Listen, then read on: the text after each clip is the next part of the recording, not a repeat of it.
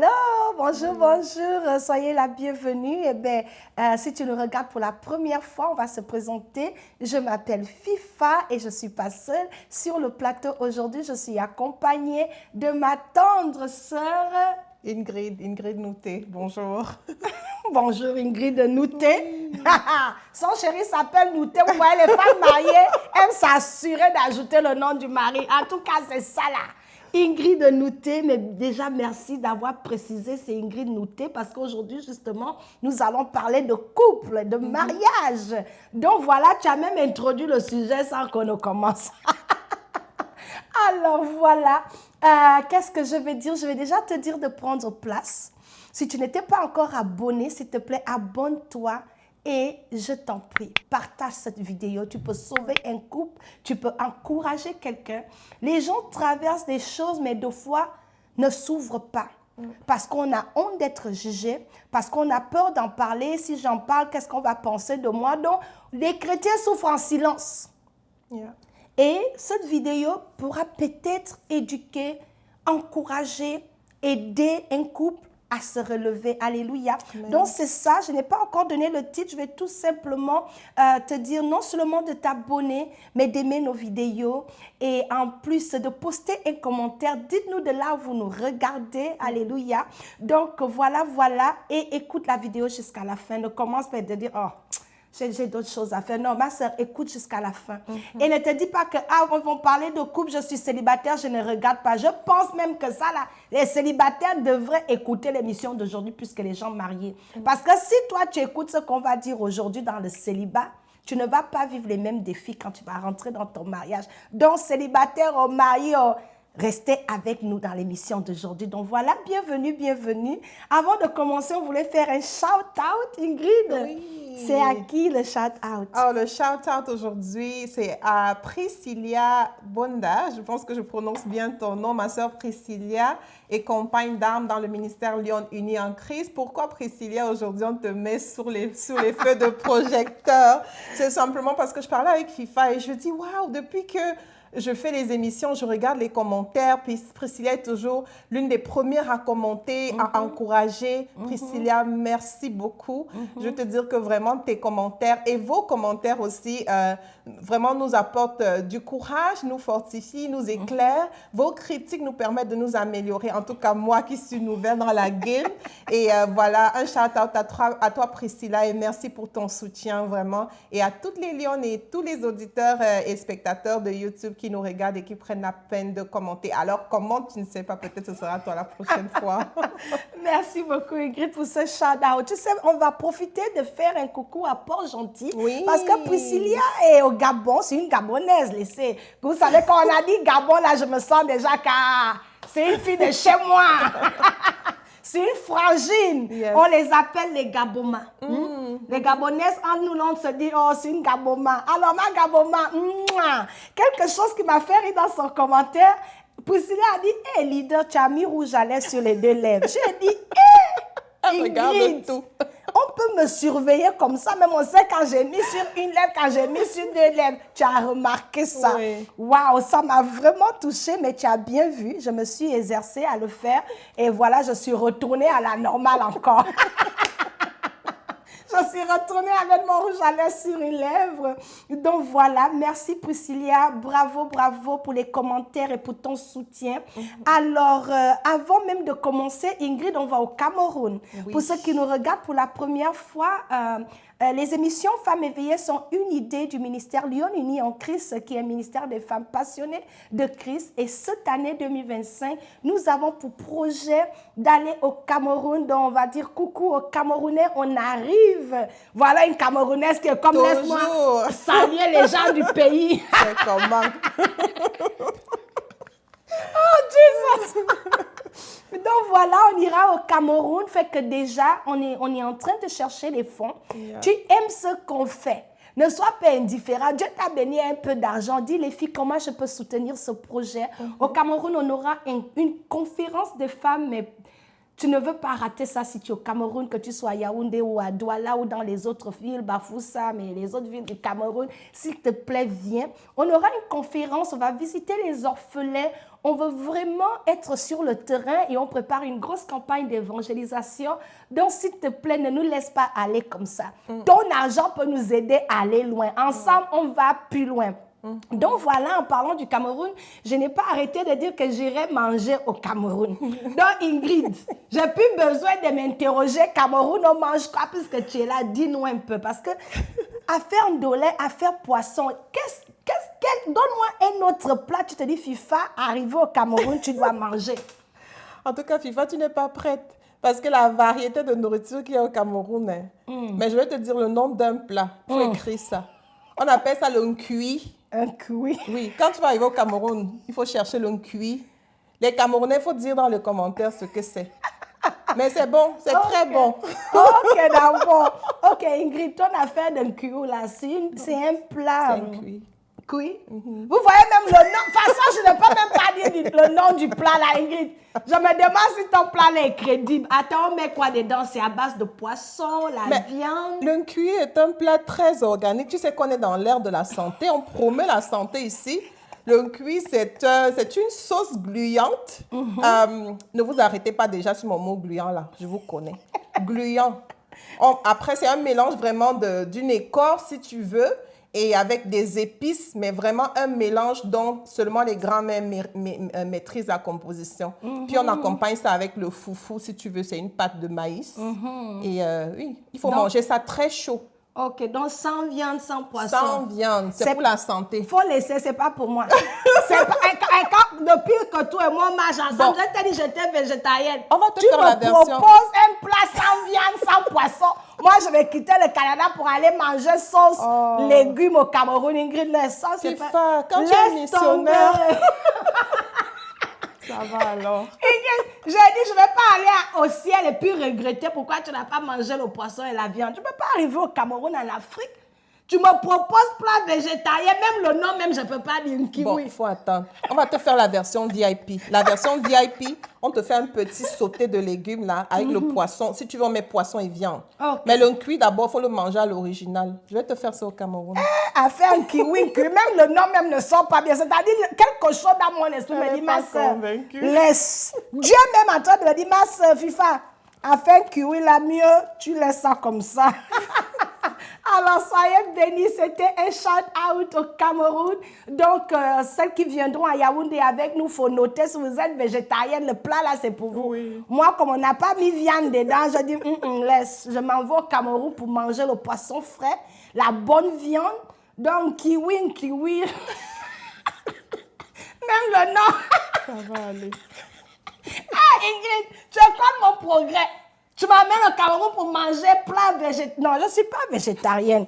Soyons honnêtes, je ne suis pas végétarienne. Alléluia, donc nous allons commencer. C'était pour rigoler, c'était pour nous préparer vraiment à aller au Cameroun. Ingrid nous invite chez nous, elle nous montre le menu. Comme il n'y a pas de viande, je sors de ce menu-là, j'attends un plat avec la viande, les 5 pièces. Okay. Alors, l'émission d'aujourd'hui, nous allons parler de couple. La semaine dernière, on a parlé vraiment de l'importance du corps de Dieu pour la famille. Nous avons vu que Dieu aimerait vraiment que les familles soient consolidées, des familles unies, des familles pleines d'amour, que les familles marchent ensemble. Dieu n'est pas pour la division dans la famille. Le corps de Dieu, c'est l'unité de la famille. Donc, c'était lors de notre dernière émission. Le thème général de nos émissions cette année, c'est vraiment « Lève-toi et bâtis ». Ce thème-là a été tiré du livre de Néhémie. Et dans le livre de Néhémie, chapitre 1, il y a un frère à Néhémie qui rentre du pays et qui voit Néhémie, dit à Néhémie, oh, voilà la situation. Parce que Néhémie a posé la question, dis-moi un peu, tu es venu du pays, c'est quoi les nouvelles? Donc, au chapitre 1, au verset 3, voici les nouvelles qu'il donne. Il dit, ils me répondirent, ceux qui sont restés de la captivité sont dans la province au comble du malheur et de l'opprobre. Les murailles de Jérusalem sont en ruine et ses portes sont consumées par le feu. Donc, il donne des nouvelles, il dit que chez nous, ça ne va pas. Le pays est dans la honte. Les murailles sont renversées. Et c'est le malheur, on est tous, on est malheureux. Et c'est de là que Néhémie, quand il a entendu ça, il a dit, ah, on ne peut pas laisser la situation comme ça, on doit faire quelque chose. Et il a donné l'ordre au chapitre 2 maintenant, au verset, on va lire quel verset? Au verset 17, il dit, levons-nous et bâtissons. Donc, d'où le thème de l'émission d'aujourd'hui, levons-nous et bâtissons. Et le problème qu'on veut amener aujourd'hui, c'est le problème de couple. Ingrid, voici un couple, c'est la froideur, comme on dit froideur là. Monsieur, madame dans la maison, c'est la théorie du dos tourné. Vous êtes sur le même lit, l'autre regarde à l'autre mur, l'autre à l'autre mur, vous ne vous parlez pas, vous ne vous touchez pas. Vous allez à l'église, vous faites semblant, vous vous attrapez les mains pour tromper les autres membres de la congrégation. Entre-temps, vrai, ça ne va pas. Vous vivez ensemble, mais vous faites chambre séparée et pourtant vous êtes un couple. Vous faites la formule de la politesse. Qu'est-ce qu'ils mangent? Qu'est-ce qu'on a pour manger? Il faut regarder. Le mari se sert seul, la femme a démissionné de son poste parce que vous n'êtes pas en harmonie. Mais pourtant, vous êtes mariés et vous vivez dans la même maison. Donc, c'est ça la ruine. Ingrid, la ruine ici, c'est un couple, ça ne va pas. Il n'y a pas de connexion, ils ne se parlent pas, ils ne dorment plus ensemble, ils ne marchent plus ensemble, ils ne mangent pas ensemble, ils ne font pas ce qu'un couple, en principe, devrait faire. Donc, il n'y a pas de complicité, il n'y a pas d'intimité. C'est vraiment froid congélateur. Et ça, c'est une ruine. Et le couple est malheureux. Je suis certaine qu'un couple dans cette ambiance-là, il n'y a pas de bonheur dedans. Donc, la ruine que je vais apporter aujourd'hui, voilà la ruine, voilà l'état d'un couple. Ça ne va pas dans la maison. Ingrid, dans une situation de ce genre, dans l'état de ruine et de malheur, de la honte que ce couple-là se trouve, y a-t-il de l'espoir? Qu'est-ce qu'on peut faire? Pouvons-nous bâtir dans cette ruine-là? Wow. Wow. C'est vraiment une situation alarmante. Elle est vraiment désastreuse. Et je pense que ça vaut la peine de le dire parce qu'une autre chose, c'est de vivre dans l'illusion. Je pense que comme Néhémie, c'est vraiment important de s'arrêter, de faire l'état des lieux. De faire l'état des lieux et de se rendre compte que oui, aussi alarmante, aussi honteuse que puisse être la situation, c'est ma situation. C'est ce dans quoi je me trouve. Parce qu'il n'y a pas de plus grande tromperie que de se tromper soi-même. Surtout quand on est un couple chrétien, on a des gens qui nous regardent, on a autour de nous l'Église peut-être qui nous regarde, les pasteurs, on est peut-être leader aussi parfois, tu vois, mais on a ces situations qui sont des réalités et souvent on entend « Oh, tel couple a divorcé, c'est le choc ». On est étonné, mais comment tel pasteur a pu divorcer ou comment telle femme a pu partir. Mais c'est parce qu'on ne prend pas la peine comme ça de s'arrêter pour vraiment faire des bilans. Donc, j'aime ce que tu as dit et c'est important, si tu me regardes, de te demander à toi, même à moi, de me poser la question, quel est l'état de mon couple aujourd'hui? Et alors que je parle de couple aujourd'hui, peut-être toi, tu es célibataire, tu es peut-être nouvellement marié. Reste là, comme FIFA a dit, parce que ça te permettra de prévenir ces choses-là qui arrivent. Parce que l'autre chose aussi, FIFA, je pense que tu l'as vécu peut-être un peu plus que nous, le mariage, c'est en saison. Ça ne sert à rien de se mentir à chaque fois, c'est l'été, c'est l'été. Oui, on travaille à ce que ce soit l'été, ce soit beau, ce soit harmonieux, ce soit chaleureux. Mais il faut admettre que le mariage peut passer par l'hiver. On peut passer par des moments vraiment difficiles. On peut passer vraiment des turbulences. Mais avec Dieu, nous ferons des exploits. Amen. Et pour répondre à ta question aussi, j'aime ce que... je vais faire une peut-être diversion un peu. J'aime ce que l'ange a dit à Sarah dans Genèse. Dans Genèse, je pense, je lisais au chapitre 18, le verset 14. L'ange, lorsqu'il est venu voir Abraham et qui lui disait, et qui lui a parlé, il lui a rappelé la promesse que Sarah aurait un enfant. Sarah a ri. Je pense qu'on connaît un peu tout ce passage-là. Et puis l'ange a répondu à Abraham au chapitre 4, au verset 14 du chapitre 18, il a dit, y a-t-il quoi que ce soit de trop extraordinaire pour l'Éternel? Amen. Peut-être tu es au point où ton couple, on a fait des assises, vous ne vous parlez plus et on est sur le point de dire, comme on dit, je pense dans le langage juridique, conflit irréconciliable ou quelque chose comme ça, là, on ne peut pas se réconcilier, ça ne marche juste pas. Soit on reste ensemble, on fait juste du co-parenting, comme on dit chez nous, chez les anglophones, soit alors on se supporte là, ou alors on décide de chacun de se libérer pour continuer.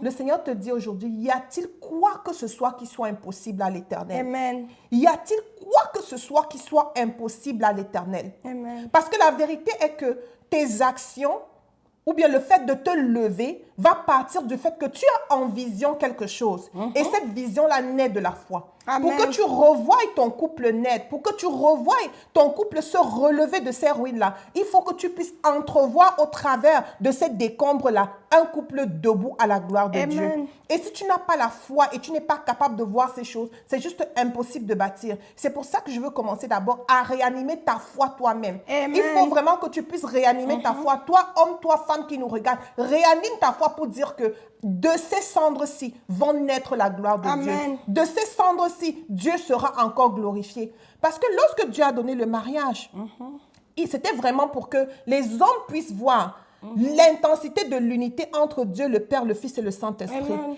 Et l'intensité de ce à quoi Dieu nous appelle lorsqu'on sera réunis avec lui dans les noces de l'agneau. Amen. Donc, c'est vraiment important. Au-delà de ce que Hollywood peut nous montrer, que voilà, le mariage, c'est toujours les papillons dans le cœur, on est là, tout va bien, tout est rose. Romance, La romance. romance éternelle. Non, hein, le mariage demande du travail. Amen. Le mariage demande un investissement. Et si vous êtes dans l'état où vous êtes aujourd'hui, c'est parce que quelque part, il y a eu faute. Quelque part, il y a eu un relâchement. Quelque part, on a refusé de résoudre des petits conflits où il y a eu un scandale.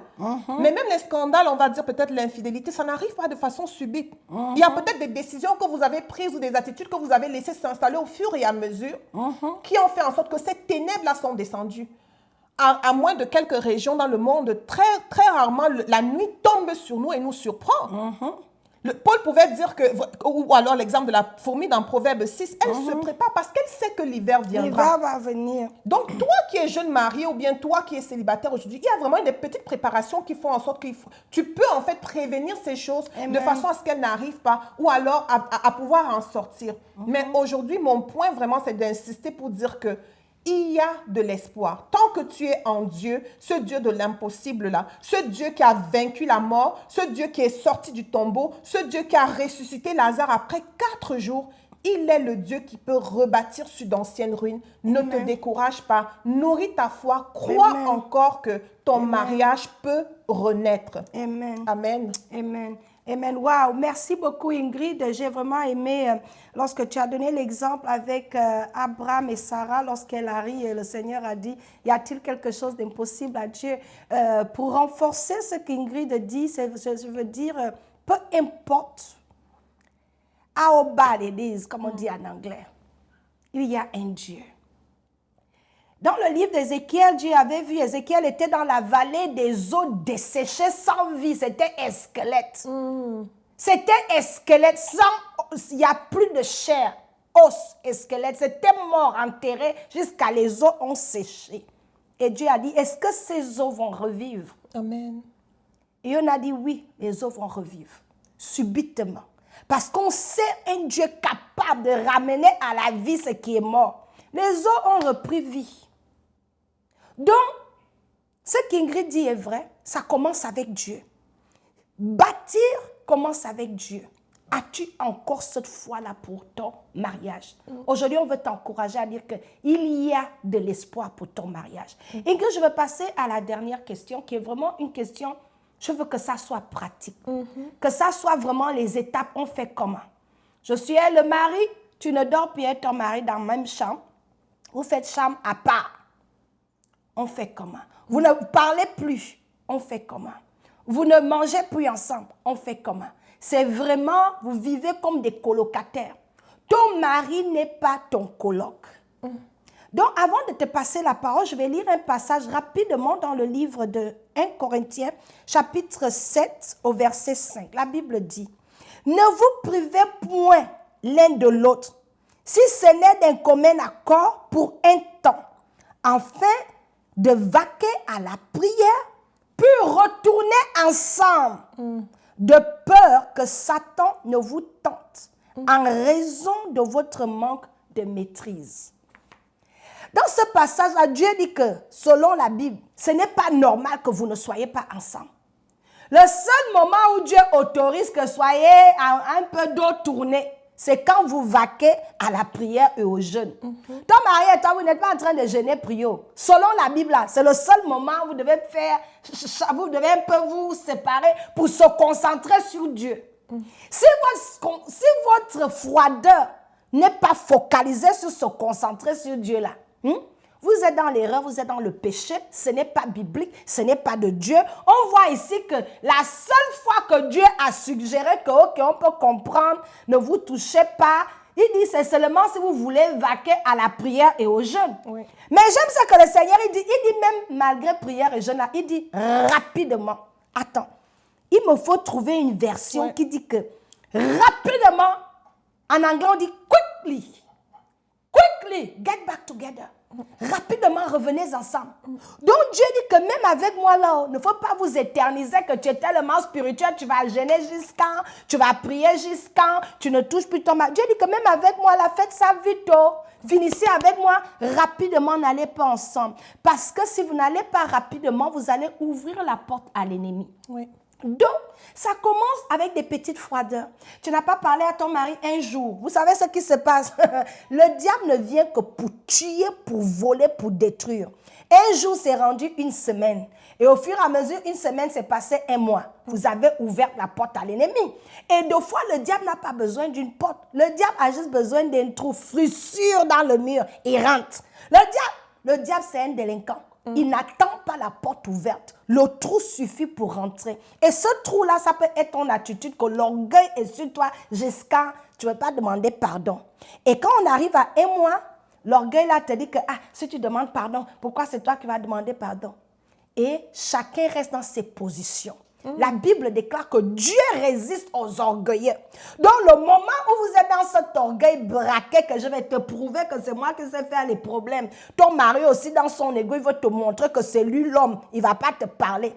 Vous êtes déjà en opposition avec Dieu. Dieu résiste les orgueilleux. Amen. Donc, Ingrid, ce que je vois, la première étape, c'est d'abord de baisser les armes et de dire, Seigneur, aide-nous. Oui. Et quelqu'un doit commencer. Quelqu'un doit faire ce pas-là. Surtout si vous êtes chrétien. Pour les monter encore, je ne sais pas si ce que je dis va faire du sens. Mais vous êtes un couple chrétien né de nouveau. Vous allez à l'église. L'orgueil n'a pas de place dans votre foyer. Dans la Bible, la seule fois Dieu dit séparez-vous, c'est pour prier et jeûner. Vous n'êtes pas en train de jeûner et prier. Vous avez invité le diable dans la maison. Et il n'y a que vous pour le sortir de là. Il doit plier bagage si vous voulez. Le diable, Dieu nous a donné le pouvoir de résister à l'ennemi. Si vous ne le résistez pas, il va s'asseoir, manger petit déjeuner, dormir et prendre même votre lit conjugal et dormir là-bas. Ronfler, se réveiller le matin. Donc, Ingrid, je veux qu'on regarde le côté pratique. Un couple dans cette froideur-là. Comment on peut encourager? Peut-être les deux ne se touchent plus. La libido même, c'est fini. Tu vois ton mari, il n'y a plus l'attirance. Vous ne vous voyez plus dans la maison, vous vous dépassez. La femme a démissionné, elle ne prépare plus, elle ne fait plus la table, tu vas servir qui? Tu sais, quand le cœur est chargé, là, tu n'as pas la motivation pour préparer. Chacun se laisse aller, vous payez les factures, ou tu te dis, dès que les enfants vont sortir de la maison, j'attends jusqu'à ce que les enfants grandissent, tu pars. Et c'est ce que beaucoup de couples font, vous vous endurez. Le mariage n'est pas fait pour aller endurer ça. La bénédiction de Dieu, c'est pour jouir. Amen. Donc, Ingrid, reviens un peu là-dessus et donne-nous des astuces. Qu'est-ce qu'on peut faire pour se réconcilier? On commence où? Pour vraiment enlever cette froideur-là et installer la chaleur, l'harmonie, l'amour, la paix dans le couple. On fait comment? Je vais revenir à ce que tu as dit, je pense, la première émission lorsqu'on commençait. C'est pas facile de rebâtir les ruines. C'est pour ça que je pense que le but de ces émissions, que lorsque tu appelles vraiment les célibataires et ceux qui sont nouvellement mariés, qu'on félicite d'ailleurs, à s'asseoir, c'est parce que je vous promets, vous ne voulez pas être dans une situation de reconstruction. Bien qu'avec Dieu, il y a de l'espoir, bien qu'avec le Seigneur, vraiment, on peut rebâtir, nous voulons vraiment encourager ceux-là qui sont encore dans l'harmonie au début ou alors qui ont eu la grâce même d'être dans 10 ans sans avoir vraiment connu de conflit, à être vraiment ancrés dans la parole de Dieu et à faire les choses selon le Seigneur pour qu'on n'ait pas à reconstruire. Amen. Et je pense que vraiment avoir l'idée que ce ne sera pas facile, mais qu'avec Dieu c'est possible, ça t'arme d'un courage. Tu as besoin de courage, tu as besoin d'humilité, comme FIFA a dit. L'humilité précède la gloire. Amen. L'humilité précède la gloire. Et j'ai noté ici, Proverbe 24, le verset 3, ça dit, c'est par la sagesse qu'on construit une maison et par l'intelligence qu'on la rend solide. Si tu veux que ta maison soit glorieuse, à la gloire de Dieu, si tu veux que la gloire de Dieu soit vue dans ton mariage, que les hommes ne se moquent pas de Dieu parce que vous avez dit là-bas, vous êtes chrétien et maintenant on regarde le scandale. Paul pouvait dire dans Corinthiens que même les choses qui ne se font pas au niveau du monde, c'est chez nous qu'on voit ça. C'est chez les chrétiens, on voit ça. Si on a vu ça chez toi maintenant et que tu te dis non, non, non, je veux mettre une fin à ça, tu as le pouvoir de le faire. Amen. Parce que tu as avec toi le Saint-Esprit. Amen. Et parfois au départ, très souvent au départ, tu commences seul. Mais tu es une grande personne, ce sont des conséquences. Les conséquences de la ruine qu'on a laissé s'installer, il faut qu'on fasse face à ça. Et qu'on mette notre truc, comme on dit au Québec, que tu mettes ton casque et que tu prennes tes armes et que tu te lèves pour bâtir. La parole de Dieu dit aussi que lorsque nous sommes faibles, c'est alors que nous sommes forts. Amen. Lorsque tu te rends compte que tu as épuisé toutes tes ressources, tu te rends compte que ta fierté de je sors de telle famille, je ne suis pas seule, et tu as eu derrière toi le renfort. Parfois, quand on fait les problèmes, on a le renfort. Tu as ta soeur et ta copine que tu ne vas pas laisser ça. Toi aussi, on te parle comme ça. Il faut rendre. Il faut rendre. Et bien, il faut lui faire comprendre. C'est là où tu mets le jean pour dormir. C'est là où tu attaches la bouche. Après, ça nous amène où? Je pense que c'est important de se dire ces choses pour dire, OK, jusqu'ici, où est-ce que j'ai été? J'ai fait avec mes propres moyens. J'ai exigé le respect avec mes propres moyens. J'ai utilisé peut-être ma beauté, mes talents de cuisine et tout. Ça n'a pas marché. Tu reviens au Seigneur. Amen. Reviens au Seigneur dans le lieu secret.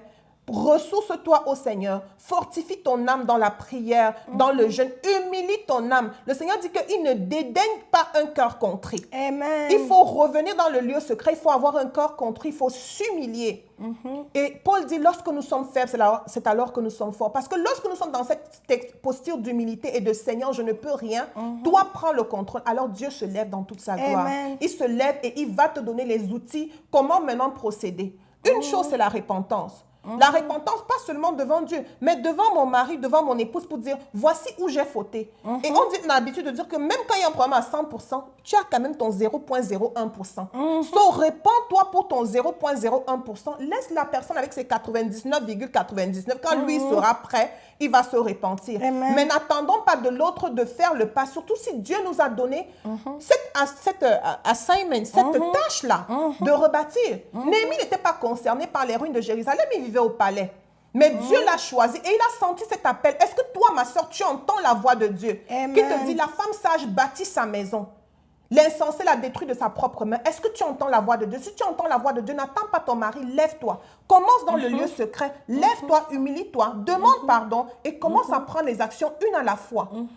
Va dire, chérie, reviens dans la chambre. Ou toi, retourne dans la chambre. Demande à prier. Demande à lire la Bible ensemble. Demande à s'asseoir, aller voir quelqu'un peut-être pour nous aider. Tel problème qui est là. La position peut-être, je ne sais pas, je n'ai pas envie de prendre de problèmes spécifiques. Mais je veux vraiment qu'on comprenne que si on se lève et qu'on est résolu et qu'on va vers le Seigneur, il va nous donner les outils, chacun pour sa situation, pour en sortir. Alors, FIFA, je ne sais pas si tu as autre chose à ajouter parce que toi, vraiment, tu es l'experte.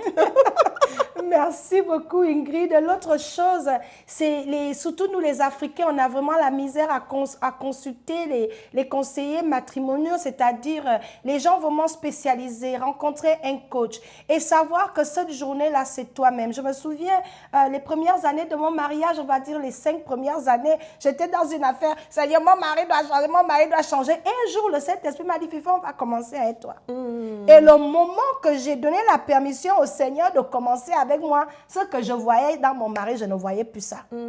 Juste pour dire que nous-mêmes aussi, on peut l'erreur qu'on fait, on pointe du doigt. Quand mon mari va changer, je vais changer. Dieu est comme, dans ce cas, vous serez dans statu quo. Dis à Dieu, Seigneur, il n'est peut-être pas prêt. mais je suis prête, commence avec moi. Et quand Dieu va commencer avec toi, il va te préparer, il va t'enseigner. Et tu vas aller dans un niveau où tu peux prier pour cet homme-là, où tu vas apprendre à l'aimer. Dieu va restaurer l'amour dans ton cœur. Tu vas commencer à être intentionnel. Les débuts, ce n'est jamais facile. Mais tu insistes. Aujourd'hui, tu as fait la table. Demain, tu t'es acheté les lingeries. Tu inities le pas. Voilà un truc que j'avais. J'étais toujours coincée d'être celle qui commençait. Mais Dieu a dû me... Le Seigneur a fait un travail, mais mon mari est étonné. Moi, si tu n'inities pas, j'attends. Hein, maman, mon mari a dit que toute une vie, tu vas attendre. Et le Saint-Esprit a dit, ma fille, tu es une lionne. Oh, les lions sont très, they have confidence. Yes. Nous sommes, laisse. Il ne faut pas dévaler Le Seigneur a dit que c'est OK d'initier le pas. C'est ton mari. C'est ton mari. Si tu n'inities pas le pas qu'il va initier, c'est ta chose. Tu en prends soin. Initie le pas, sois intentionnel, propose. Tu ne peux pas t'asseoir dans ton foyer, tu attends. Tout doit t'arriver. Non, quand on construit, ça implique l'effort, la participation, la contribution. Mais tu rentres dans le foyer, tu attends. Si ton mari ne t'a pas fait bisou, tu ne peux pas faire bisou, mais c'est toi, tu veux la romance.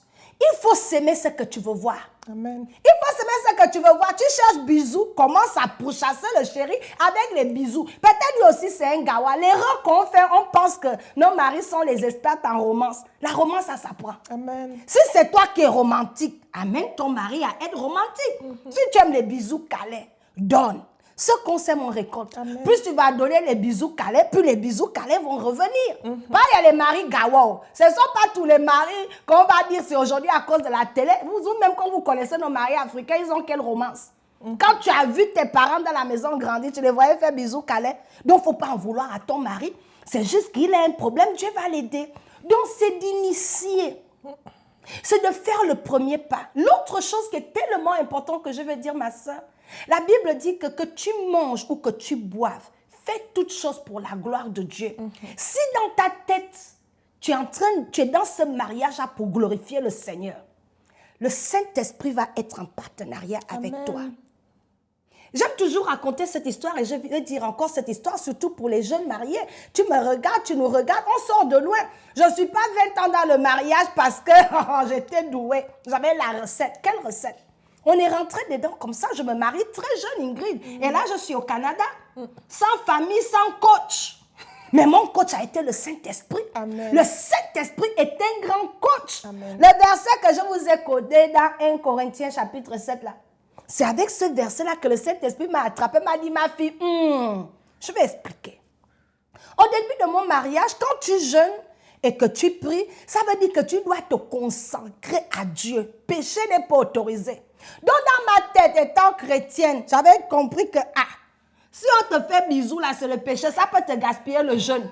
Non, mais j'étais convaincue, je ris de ça aujourd'hui.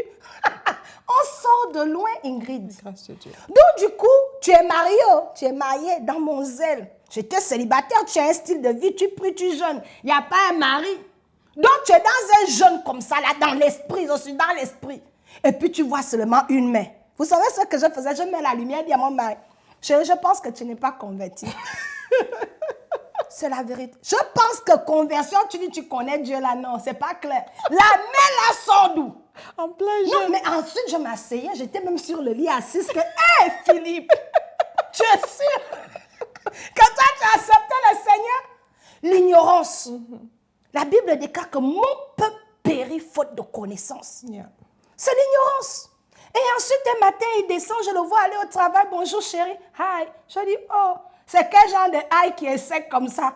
J'ai compris que mais j'ai fait quoi? Je me suis encore levée de la prière au nom de Jésus. Le diable frustrait mon jeûne. Dieu dit, c'est pas le diable, ma fille. C'est pas comme ça. Mais qui t'a appris ça? Donc, mon mari me faisait un bonjour dans la politesse. Je dis, mais je t'ai fait le petit déjeuner. Il dit, il n'a pas faim. Oh, Après, j'ai dit, ça, c'est une attaque. t'es frustrée. Ça, c'est une attaque. Ça veut dire les prières que je suis en train de faire là, ça marche. C'est le... J'ai dit, prières que je suis en train de faire là, ça marche. Parce que ça, c'est maintenant le diable qui est en train de réagir. Donc, je suis repartie dans ma chambre. J'ai dit, il n'a pas mangé, j'ai le servi, c'est entre lui là-bas. Je ne comprends pas ce qui le dépasse. Je suis partie pour prier. Dieu m'a dit, ma fille, assois-toi. C'est là qu'il m'a donné ce verset. Il a dit, Fifo, si ton mari te fait bisous quand tu jeûnes, là, ça ne me dérange pas. Au contraire, j'aime l'harmonie. Moi-même, j'ai dit qu'enfin que les deux soient un. Amen. Si tu te connectes à lui dans l'esprit, c'est transfert d'esprit. Oh. Tu as plus d'influence sur lui. Donc, vous savez ce que mon mari faisait maintenant quand je jeûne?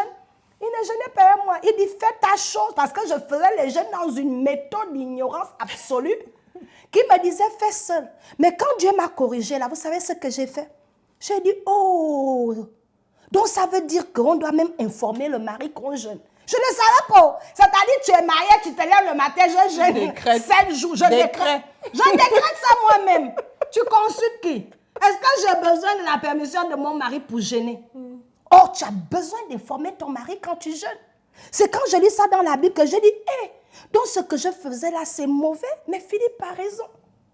Quand le Saint-Esprit a fini, et moi, il m'a fouetté. Le jour-là, je me suis repentie. J'ai dit, hé Seigneur, mais je n'ai jamais vu cela. Il a dit, ma fille, on apprend. Quand mon mari est venu, j'ai dit, chérie, il faut qu'on parle.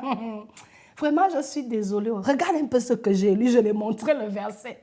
J'ai compris que ce n'était pas qu'il n'était pas converti. Il aime sa petite. On était frères. Un jeune mariage, les premières 5 ans, les premières années.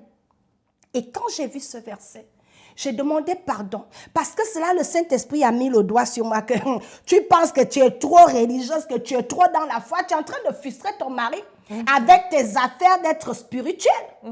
Tu es en train de le frustrer. Tu as vu ça. Et je me suis repentie d'un cœur sincère. J'ai demandé pardon.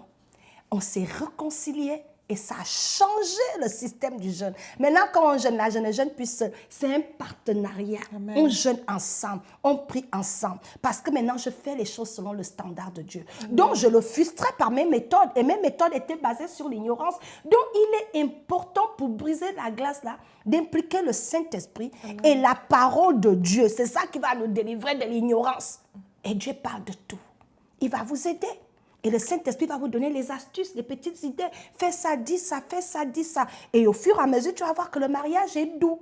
Mais laisse Dieu commencer avec toi. N'attends pas que Dieu arrange d'abord ton mari. Peut-être ton mari, ce qu'il fait là, c'est le résultat de toi, ton attitude. Alléluia. Donc vraiment, c'est ce qu'on voulait dire. On a donné plein d'exemples. Mais on veut finir cette émission en vous demandant, ma soeur, tu as écouté, on a dit plein de choses. Qu'est-ce que toi, à ton niveau, tu vas faire pour réallumer la flamme dans ton couple? Écris-nous dans le chat et dis-nous l'engagement que tu vas prendre et on va t'avoir à l'œil pour voir si tu vas vraiment changer quelque chose, si tu vas initier la réconciliation, si tu vas reprendre ton poste d'épouse. La Bible dit que l'homme qui a trouvé une femme a trouvé une bonne chose. Soit une bonne chose, pas à cause de ton mari, mais à la gloire de Dieu. Fais-le d'abord pour honorer le Seigneur. Et le Seigneur, quand il assure tes arrières, il n'y a pas le cœur d'un mari que tu ne peux pas gagner. Ça devient facile. Quand Dieu rentre dans ton affaire, il arrange ton mari, toi-même tu es dépassé de lui, n'est-ce pas Ingrid? Amen. Tout à fait. Les résultats sont évidents. Amen. Donc, c'était l'émission d'aujourd'hui. C'est vous encourager, ne perdez pas espoir. Il y a de l'espérance en Dieu. Dieu peut tout. Amen. Et ne dis pas que vous ne pouvez plus faire marche en arrière. Tu peux faire marche en arrière avec Jésus et repartir sur des nouvelles bases. Et tu vas jouir de ton mariage. Parce que le mariage, c'est doux. Le diable nous fait croire qu'il n'y a pas de solution. Le diable est un menteur. Il y a de l'espoir pour ton foyer. Reste là, bâti, construit. Et un jour, tu vas regarder ta maison, tu dis, waouh, donc on était dans une mansion. Alléluia. Amen. Donc, c'est ce que je voulais dire. Soyez bénis. Ajoutez la prière. Bâtir, il faut inclure, la parole de Dieu, la vie de prière. Priez pour vos maris, priez pour vos femmes. Un couple qui prie ensemble reste ensemble. Et lorsque vous priez, vous ne le faites plus de vous-même. Le Saint-Esprit rentre en jeu. Et la Bible dit du Saint-Esprit que l'Esprit de Dieu vous conduira dans toute la vérité te concernant et la vérité concernant ton mari. Et le Saint-Esprit va te montrer ce comportement-là vient d'ici. Ça, c'est les liens de famille. Ça, c'est ça. Ça, c'est ça. Au fur et à mesure, tu auras la victoire et c'est garanti en Jésus. Donc, c'était tout pour l'émission d'aujourd'hui. Je vais laisser Ingrid rapidement clôturer pour nous. Soyez bénis. Merci de nous avoir écoutés encore et nous prions simplement que tout ceci porte du fruit dans vos vies parce qu'on est là pour la gloire de Dieu, pour la restauration, pour vraiment que le Seigneur soit glorifié dans chacune de vos vies et dans nos vies également. Soyez bénis et à la prochaine. Bye. Amen. Bye.